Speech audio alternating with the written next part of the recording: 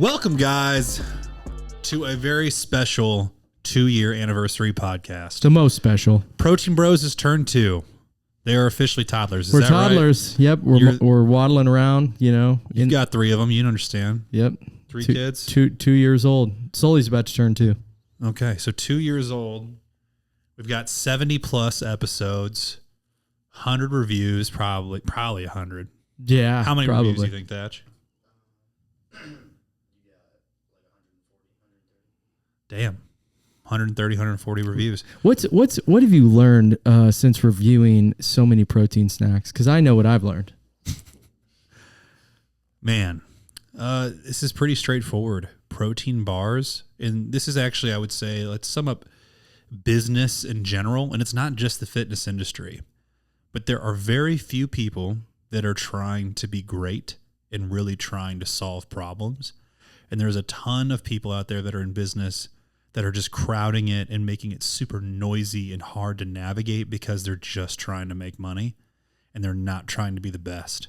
100%. And so every bar that I eat that is this generic, subpar, BS, chewy, crappy, and it was like someone said, like, we need to capitalize on the trend of vegan, or someone's like, we need to capitalize on the trend of almond milk in our stuff, or, you know, it's got to be grass-fed. And like no one really stands for any of those things, but they stand for putting it on the package to hope that people buy it. Yeah. And that's what I've noticed is that like it takes very little effort to come out with something that was probably white labeled to some capacity. And there just hasn't been a lot of like groundbreaking tastes out there that were like, wow, I could put this in my everyday diet, or I could put this in my like travel diet, and it's great. I'm psyched about it. Even the stuff that is kind of groundbreaking, where it's like a brownie, or, you know, something that is outside the normal protein type treat. Most of those also equally suck. So even though they're trying to do something outside of a protein bar, they're a lot of times they are terrible. Yeah, I mean, it's hard to differentiate yourself, to be fair, if we're trying to make our own bars, which, hey, maybe one day, right? But I think Protein Bros protein bar. One day. I like it. But I'll tell you right now, it's going to be delicious. To give some credit where credit is due, I think Legendary Foods protein Pop-Tarts that they came out with over the last couple of years, I think are probably the best execution on a new idea that I've seen in the last couple of years. That. Pretty good. They pretty do tasty. They're pretty tasty. They're pretty consistent, and their flavors all do actually taste different. I think the other pioneers that we need to talk about would be who's on my Mount Rushmore of protein bar pioneers. I know you're going to say your Quest chips that you like. No, not at all. They weren't the first. They just did a really good job on them. But I would say that the One Bar was the best tasting, high fiber, like good macroed protein bar of its kind. Like Quest bars, if you didn't get the chocolate chip cookie dough, it was basically a waste of time. I mean, like every other flavor was like pretty, and we're talking like before chocolate chip cookie dough, there was not a single one. There was apple pie, there was peanut butter. Yeah, I mean, we had them all, and they all tasted like bricks of crap. You can't underestimate, though, how much Quest Bar changed the entire market of bars, though. They did. They were the first one to come out that was like, you know, what was it, 6 grams of carbohydrates, net carbs? Yeah, it was 3 to 6. 3 to 6. Yeah, they were the first ones to do like 15 plus grams of fiber, and somehow you didn't run to the bathroom after eating it, which is just wild. Because like, if you get 8 grams of fiber from Metamucil, right? Or from, help me out, what's the P word I'm looking for? Supposed to keep you regular, dog. What's it called? What's the powder? Psyllium husk? Psyllium husk, thank you. It starts with P. Psyllium Which husk is powder. Metamucil. Right, same concept. I'm saying, like, if we were to get down to the stuff, like, you know, the ingredient, it's like that stuff makes you run to the bathroom, and it's grainy and crappy and tastes terrible. And so this like weird fiber that was like on the fringe of, is it really fiber? Is like the FDA cool with calling that fiber? You know, is that still in the air? Because I mean, the Quest bar has seen some changes. The FDA doesn't care. The FDA is like, sure. We'll call it fiber. Whatever. Yeah. How about them not putting the calories on bars? That's a fun one. That's a topic we don't discuss. I mean, they did put the calories on bars. They're just not accurate. Right. Yeah. Yeah. And that's okay somehow. Yeah. Well, they fixed it, I believe. Did they? Mm-hmm. I believe that they they had some kind of issue where they either had to. Let's fact check that, Thatch. I don't know if they fixed it because I feel like I pick up a Quest bar right now. It's wrong. Yeah, what they were doing is because ahead. the net carbs were not factored into the calories. Yeah, they were subtracting the grams of fiber as counting from calories. Yeah. And so just for clarity, everybody, calories on a gram of fiber, which is also just a gram of carbohydrates, in this case, on the label, it'll be under the carbohydrate total. They would subtract the 4 calories per gram the carbohydrate quantifies when it comes to you totaling up your calories. So, anywho, bars have come a long way. But unfortunately, most bars have not tried to come a long way. They've just tried to exist and matter in such a small way. Like I can't believe somebody put in a lot of investment into a protein bar, many of which that we've tried that have just been such a sad execution on what could have been great. Yeah. But I have a lot of people ask me now, they're like, oh, you've tried every protein bar there is, which, they ask me for advice on what protein bar they should buy. And I'm like, just don't buy like 95% of them, because most of them suck ass. And then the ones that to buy, I'll give them like 3 or 4 to buy. And I said, don't veer out of the side of those because you're not going to be happy. Very true. And I'll tell you something that's on the opposite end of the spectrum to this. Protein powder has come leaps and bounds. Yeah. And so it's funny how the bars have not really come a long way in the last 20 years. But man, protein powders, we haven't had a ton of powders that we've sampled, that we've tried out and taste tested that we really just didn't enjoy. Most of them have all had like at least a passable, like there's been bars that were like, I can't finish this bite. You know what I'm interested in? But I haven't spit out a single drink. They've all been pretty good. When I was in college, I used to go buy 6-Star Protein all the time because, For our listeners, what is 6-Star? 6-Star Protein is the shittiest version of Muscle Tech. It's like they're made by Muscle Tech. It's like what's sold in Walmart, and it's garbage. And it was always, amino acid spiked. It always has a bunch of fillers in it. But it was really cheap, and I didn't understand protein at that time. So I was like, I'm going to buy this. Yeah. And it was so terrible. Oh, I can still taste it. When you mixed it with water, it was disgusting. And to be fair, this is even fun. We're going to get really into the weeds here. This is like 2008. Guys, this is like before. Or 2007. Even earlier than that. Yeah, this is pre-blender bottle. Yeah. This is pre-people This is a freaking glass with a spoon. This is glass with a spoon. Kids don't know about glass with a spoon. No one knows that when we grew up to try a protein shake just to make it like 10 times worse, because I did the exact same thing as you. I got mine from Walmart. It was EAS. And it might as well have been the same probably powder. It had the little balls. And when you try to stir it up, it never mixed. It just clumped, right? Never mixed. And to be fair to the protein powder, we were stirring it. Yeah. We weren't even shaking it. Yeah. And we didn't know that you could shake it. Heaven forbid even a thing. You actually take the time to go get a blender and actually blend it up. Well, if I'm going to take the time to blend it, why not just cook my chicken or cook the eggs at this point? Because like now I'm pulling out appliances. Yeah. That was my thought process as a young lad. I mean, so yeah, I was protein powder is just for nowadays where you can just put it in any kind of cup and throw your hand over the top of it and shake it up and it mixes up like pretty well. It's come a long way, man. It has. This is a side question, but did you have a George Foreman in college? I did. Why did everybody have George Foremans in college? I swear to God, it was like did we not passage. understand that you can literally just put a pan on the stove and cook chicken the same way? Yeah, but it Are cooked we the top idiots? and the bottom, and the fat just rolled right off. It was the fat burning machine. We all got sucked into the marketing of George Foreman. And not only did they do a great job, they were a pain in the ass to clean. Every kid had one. Total pain in the ass. They gave you like a little thing that you'd lose in 2 seconds. That like went between the little lines. But do you remember how they all had a different color on the top for the bun warmers? I don't remember. I never warmed a bun. I only cooked chicken on it. So there was like a clear plastic thing that was on top of the lid that you can like lift up, and basically it's like putting your hand on top of a fucking appliance. Of course it's going to be warm, right? Yeah. And they like put a plastic clear like visor over the top of the lid that were different colors, and you could put a bun in there to warm your, like, who ate a bun in the first place? Like, no. I can't think of more of a grocery item that doesn't go bought. No. All right. Can you Google image George Foreman bun warmers?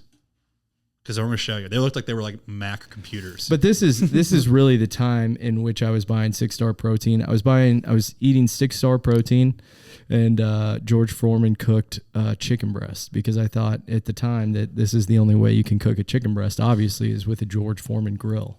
And then I married my wife, and she's like, "What are you doing? Are you an idiot?" And I'm like, "Well, what?" She's like, "You can use a pan to do that." And I'm like, "Oh, okay." I mean, dude, the George Foreman did help. I mean, a guy not have to worry about. Look at all that. Look at those bun warmers, dude. If I remember, look at those bun warmers, Kyle. If I remember, red, blue, black. I mean, I got the blue, dude. I like my buns. I didn't realize blue visor. I didn't realize you were rich in college. Like my George Foreman did not look like that. It was just a white. It was just white. I'm gonna be honest with you. I got like the big guy that was like a navy blue, and it was like probably could cook 9 burgers at once. Like I got like a daddy sized one. I didn't have one of those little baby dorm ones. I think my parents might have got me the George Foreman as a Christmas present. Oh, I mean, you know what? Appliances come and go like supplements, where it's like they become popular again, but they've been existing the entire time. The mini waffle makers that are just going bananas. People are buying these like mini waffle makers now. I know nothing of these. Yeah, dude. They're very popular. And so like there's like quesadilla makers, there's like sandwich makers, and it's all just like same thing. What are we doing here? You can make a quesadilla in a pan. You know, there's no point in having a former quesadilla maker. There was a guy, exactly. There was a guy who when I was in college, he had a little sandwich thing that he got probably from Goodwill or from his family, but it was called the Snackster. And it was just a sandwich maker. It was just a panini press? But not even. Like it had like, you know, like the triangle shape. Like, oh yeah. Like what do we do? Like, I just didn't understand it. I would like that for my kids. There it is. Is that a Snackster? Yeah, gotta have it, right? I mean, like, what is the point? My gosh. His name rhymed with Smee. That had a Snackster. Anyways, here's a good question for you, Kyle. We've been doing this for 2 years. Let's talk about what even drove us to start this podcast. And it was your idea, so let's talk about it. It was my idea. You're the genius behind the Protein Bros podcast. I don't know if I'm a genius. Yeah, I am a genius, actually. No, I mean, dude, you and me always tell our staff that, you know, the thing that we missed most about not working the counters, which we did work the counters at supplement superstores for, you know, well over a decade. The thing that we missed about it the most was specifically not being able to talk to customers anymore. And, you know, I thought back then, I was like, you know, what is a way that we could still talk to people that, you know, are friends of ours, friends of the Kansas City fitness community, and also help to give back to the Kansas City fitness community by promoting their gyms, by promoting their events, but by promoting them as trainers. And I was like, you know, the best way is a podcast. And I've listened to podcasts for a long time. I was probably an early adopter on podcasts. And so, yeah, I thought it'd be a good idea. You know what? A stat that I heard that I thought was really interesting, and that is 99% of podcasts fail, or they just quit doing them within 10 episodes.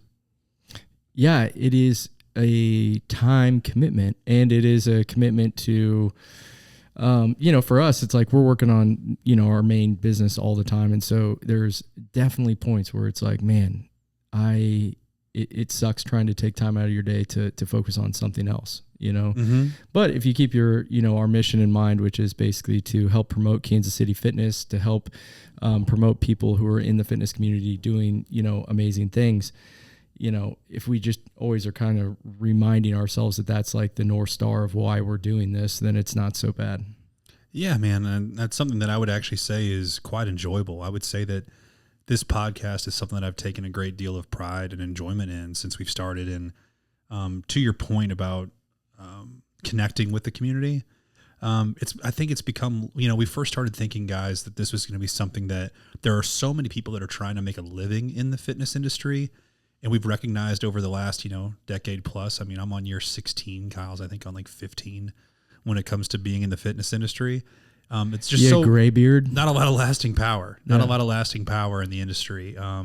The industry evolves and you have to change with it. And we've had some incredible guests that have really stood the test of time. I mean, we just had Micah here from HitchFit, and he's a great example of somebody that got his start on effing MySpace. Very cool. I mean, like, how he was cool. talking about, you know, being buddies with Greg Plitt. And I'm like, You gotta be kidding me. He Yeah. was the first like Influencer. like fitness influencer that wasn't already famous from something else. Correct. He was just famous from like internet posting, basically. You're right. And like, we've just had some incredible guests on here who've gone through unbelievable amounts of turmoil, unbelievable amounts of resourcefulness, grit from their part to be able to become successful when it comes to fitness. And, you know, I'm super proud of just how much we've been able to, you know, give back on that, because we've got some like really, really, really, invaluable information as far as what it takes, if you will, to make it into a full-time job. And there's a ton of people that can tell you how to make it a hobby. There's a ton of people that can tell you how to make it into a, you know, something that they do on the side. But like, there's very few that can say like, yeah, man, this is the only thing I focus on, and it actually provides for me and a family. Mm-hmm. And even though we started off with that, I've liked that we've now brought in more people who've been able to accomplish things at a high level through fitness, right? We've had some CrossFit Games competitors. We've had some IBB pros, bodybuilders, just a handful of different kinds of athletes. We've had professional athletes on here. I mean, we had Tommy Townsend, for the Chiefs, on here. I'm just saying we've had a lot of people that are high achievers within fitness, or within athletics, and not just people who are making a good amount of money doing it, right? Well, I think those people contribute to the local fitness community just as much as a gym owner would. You know, they're all bringing eyeballs into the fitness community. And, you know, if the goal of the fitness community is to bring as many people into it as possible and get as many people healthy and living a better lifestyle and happier lifestyle, I think that when you have people that are CrossFit Games athletes like Carrie, or, you know, pro athletes like Tommy, or, you know, all of those people are inspiring, you know, people in different ways to want to join the fitness community. So I think it all kind of works hand in hand, whether it's a gym owner or whether it's a high level athlete. You know, I think they're all basically serving a purpose in the fitness community. And so I think it's good that we highlight basically everybody that's kind of contributing to that.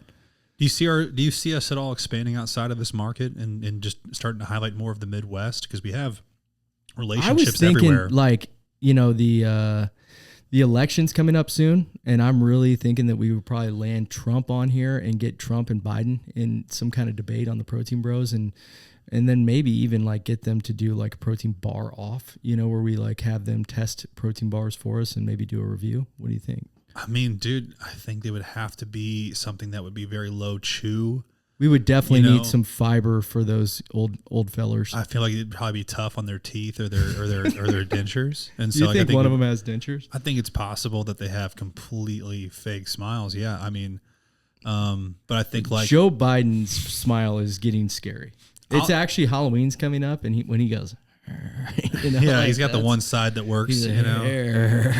But bottom line, I think the shake is going to have to be the move when we let them try protein shakes. It's going to have to be that, because like a bar, I think, is going to be too tough on the mouth and the jaws. We could get some fiber. We were talking about Metamucil earlier, and I feel like they probably both take Metamucil. Maybe Trump doesn't, dude. I think that boy can throw down whatever into his gullet as he wants. He's still eating McDonald's. Isn't he like 80 years old, just hammering McDonald's? Good for him. Good for him and good for him, you know?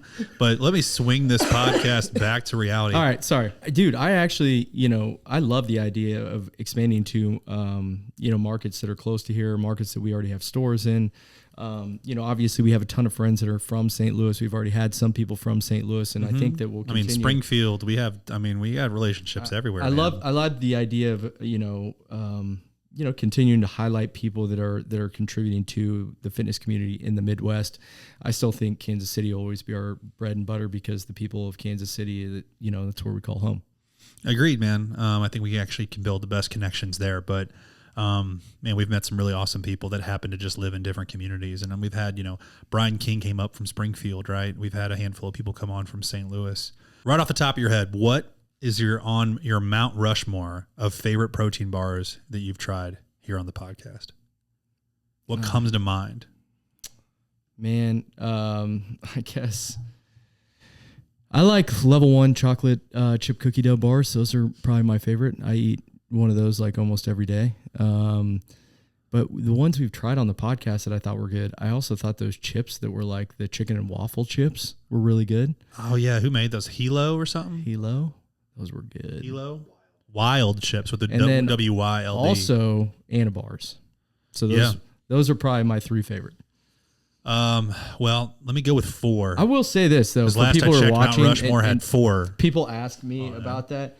I drink protein shakes. I don't eat a ton of protein bars. I drink a lot of protein shakes. I drink 3 protein shakes a day. That's kind of my go-to. Protein Kyle's shakes not taste lying so about good. him drinking protein shakes 3 times a day, at least 2. I know he does a morning and a night one with a packet of Quick Oats, but he does also eat a bar every day in a patented way. Kyle has a very specific way that he eats his protein bars, and it should be noted, he's the only one that eats them like this. Listen up, children. Let me tell you how to eat a protein bar. Here's the little secret about protein bars: is the middle of protein bars is always the least appetizing. It's where all the protein's packed. It's where all the protein's at. The best part of a protein bar is the chocolate that is smothered around that crappy middle part. So if you want yourself a little treat, you got to nibble around and get all that chocolate off of the nougat that is in the middle.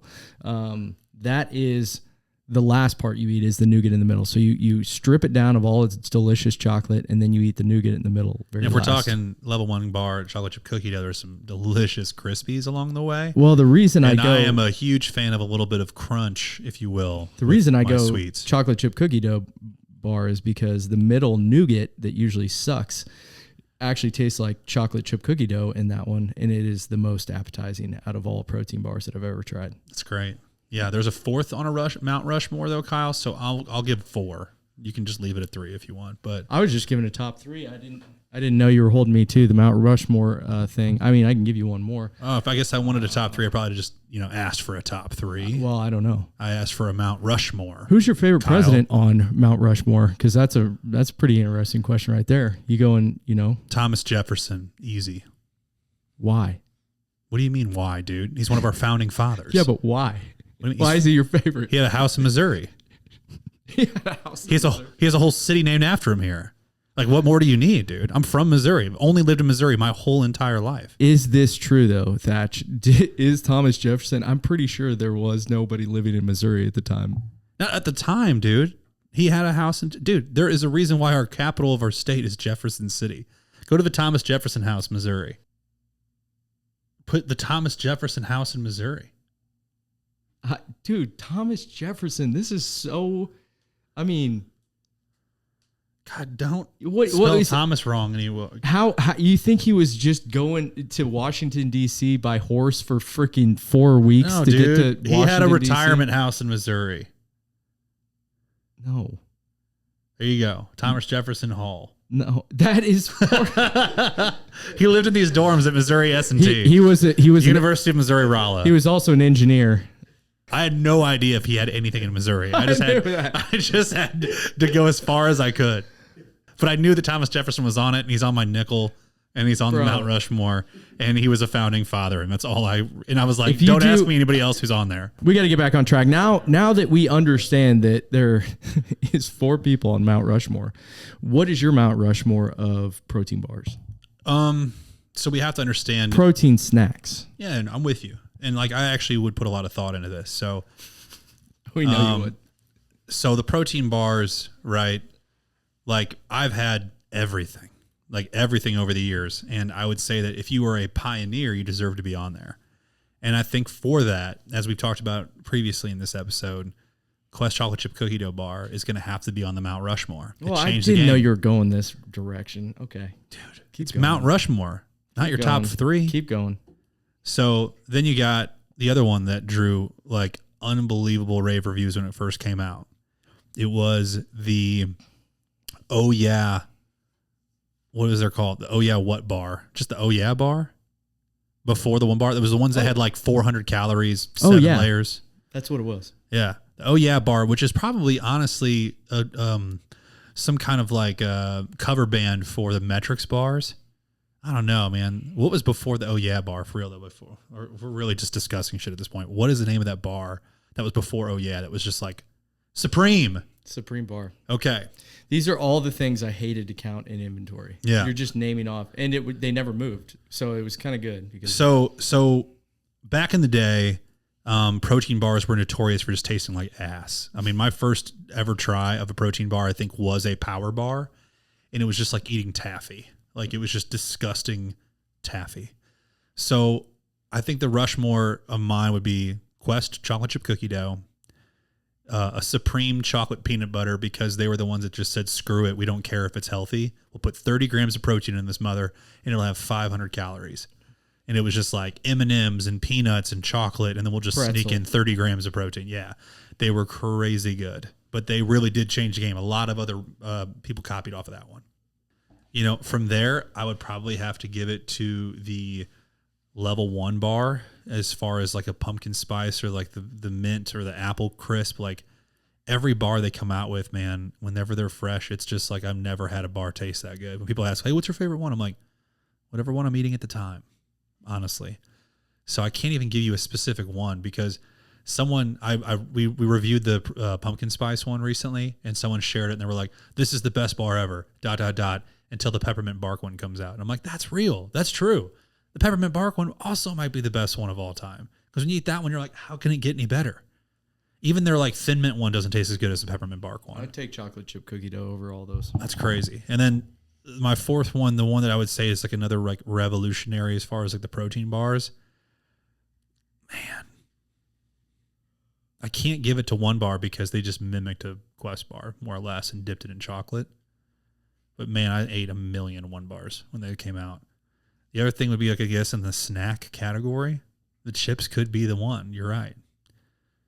Because the taco flavor of the Quest chips is like, that's just Doritos. I feel like we're forgetting something. I agree. No, it doesn't deserve to be on Mount Rushmore, dog. They are pretty revolutionary, though. Yeah, I think, you know, on the GOAT protein snack bar shake, you know, argument, it's got to be in the mix. I mean, the pastries would just be better I've never experienced one toasted. Have you toasted one yet? Have you ever toasted one? I've hit it in the microwave. Good? Better? It's okay. Yeah. You know, it's funny, in the real Pop-Tart world, I wouldn't ever pick a strawberry, ever. But I think the strawberry might be the best one in the Legendary Foods protein pastries. I will say this about them. You kind of get wore out of the texture relatively quick. That's what I was meaning on the toasting side of things. The first time you taste it, you're like, this is incredible. This is insane. And like the fifth one you eat, you're like, there's something I don't. And you know what it tastes like to me? Like when you get to those bites, it's those Loft House like marshmallow cookies that are like always in the front of Walmarts and stuff. They have like tons of icing on the top, but they're like made out of this weird ass texture where they just like fall apart in your hand. Yeah, I like those. Marshmallowy, fluffy. I'm not agreeing with you on this. Those are good. They taste like chemicals, and you're like, this is good. That texture of that is like the texture of those pastries to me on the edges. Except for those things probably have a stick of butter in them. And I don't know, dude. They're just straight sugar to me. Like they're just like marshmallow fluff balls of frosting on them. It's weird. Loft House cookies.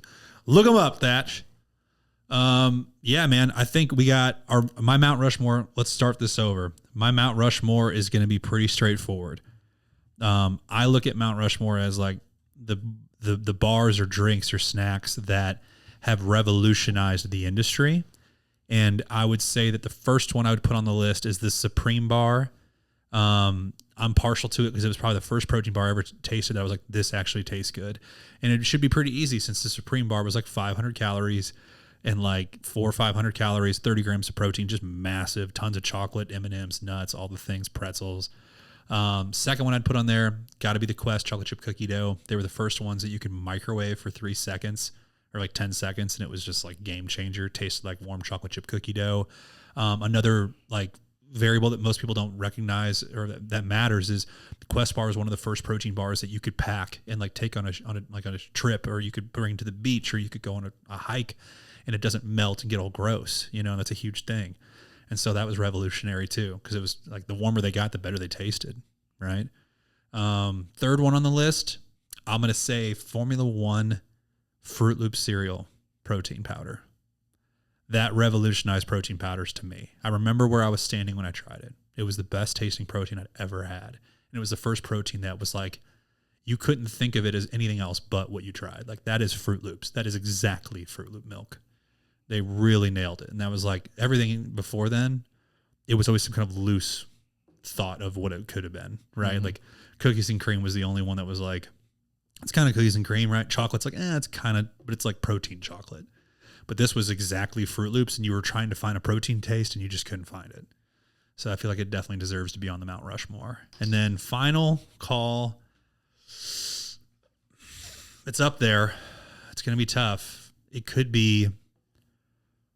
There's so many things that have like been really, really good, but they didn't stick for whatever reason, right? Like there was like protein muffins or protein pancakes or chips or Chef J's Trialplex cookies. Man, that's a good one. That's on your Mount Rushmore for sure. Bro, those are good. Yeah, they still exist somehow. But no one's done the protein cookie as good as them since either. Everybody's tried, but no one's as good as theirs. Yeah, I don't really remember if they even have a lot of protein in them, but they taste like an actual cookie. They really did. And then lastly, on the Mount Rushmore, I know I'm probably going to be getting some flack for this, but I have to say the Quest chip, specifically the taco flavor, was, I thought, revolutionary to the protein snack game. My own cousin owned his own brand of protein chips, and we didn't carry them because they didn't taste good enough. Everybody at the warehouse tried them, and he was in like vitamin shops, and he was in other businesses on the East Coast, etc. They were called Protings, Tings, and they had like chili lime flavor, pretty good, but no one was as good as Quest's. And like Quest taco chips, man, you never had a protein chip. Like, how can you eat a bag of chips and it be 4 carbs and 20 protein? I mean, it's asinine. That's crazy. No, it's really crazy, and they taste like chips. And so, like, I got to give them credit. Anyways, so we've been doing the podcast for 2 years. We've had some incredible guests on, some guests where I've been blown away that they were able to make it happen for us and that we were able to have them on the podcast. We've heard some incredible stories. Who would you say in this next year 3, is your most sought after guest? Like, who would you want to have on the podcast the most? Dream guest. Dream guest. That's such a tough call. I would say, like, if I could actually have, like, somebody on the podcast that I could talk to, I would love to talk to, like, in no particular order, but it would have been, if I could say of all time, if like they're deceased now, can I include that? Or are we going back to the Mount Rushmore? It's a dream though, right? Like a dream guest. Can they be dead? Sure.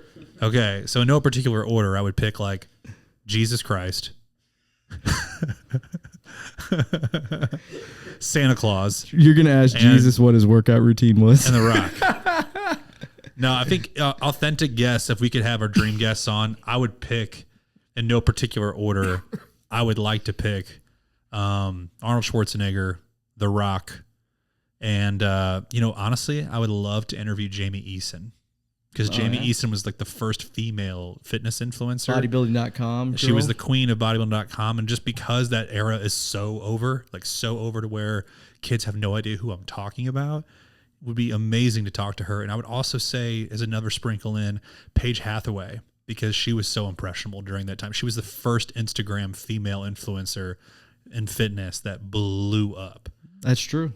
What's the name of the supplement company that they Shreds with a Z. Shreds and then Shreds. Dude, really, it would be cool to talk about like the downfall of that company because, man, it was unbelievable.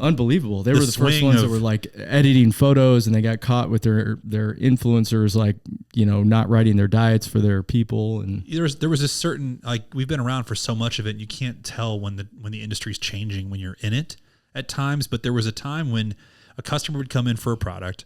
If me and Kyle did not carry it at a supplement superstores, we could send an email and then pick up that brand and then become a vendor of that brand, right? We would be a seller of that brand. Shreds was the first brand that was direct to consumer, that was mass marketed, where we weren't allowed to carry it.